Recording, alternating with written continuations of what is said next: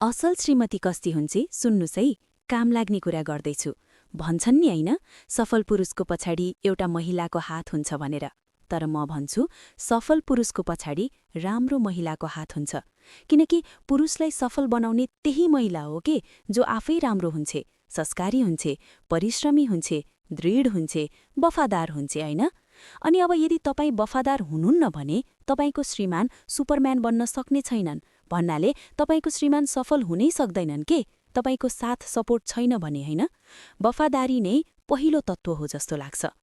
अनि दोस्रो महत्त्वपूर्ण कुरा अन्डरस्ट्यान्ड पनि हो के।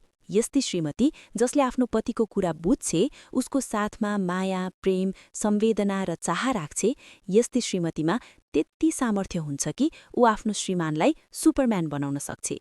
हो, त्यस्ती महिला जो धैर्यवान हुन्छे र आभारी हुन्छे नि, जो जुनसुकै परिस्थितिमा पनि श्रीमानको साथ दिन्छे नि, यस्ती महिलासँग आफ्नो श्रीमानलाई सुपरम्यान बनाउने क्षमता हुन्छ। सामान्य पुरुष सुपरम्यान त्यति बेला मात्र बन्छ जब उसकी श्रीमतीमा धैर्यको गुण हुन्छ। किनकि श्रीमतीको मूल्याङ्कन श्रीमानसँगको प्रेमबाट त्यति बेला हुन्छ जब श्रीमानको खल्ती खाली हुन्छ। यी त्यस्ता श्रीमतीहरू होइनन् जो श्रीमानको पैसामा मज्जा लिइरहेका हुन्छन् र शपिङ गर्दै बस्छन्। वास्तवमा असल श्रीमती त्यही हो जो कहिल्यै श्रीमानसँग एक पैसा पनि माग्दिन, बरु श्रीमानले नै उसको खातामा पैसा हालिदिन्छन्, किनमेल गराइदिन्छन् र पैसा पनि दिन्छन्। यस्ती श्रीमतीले नै आफ्नो श्रीमानलाई साँच्चै सुपरम्यान बनाउँछे। बुझ्नुभयो?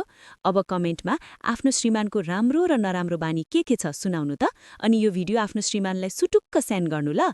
अनि अहिलेसम्म मलाई फलो गर्नुभएको छैन भने फलो गर्नु ल।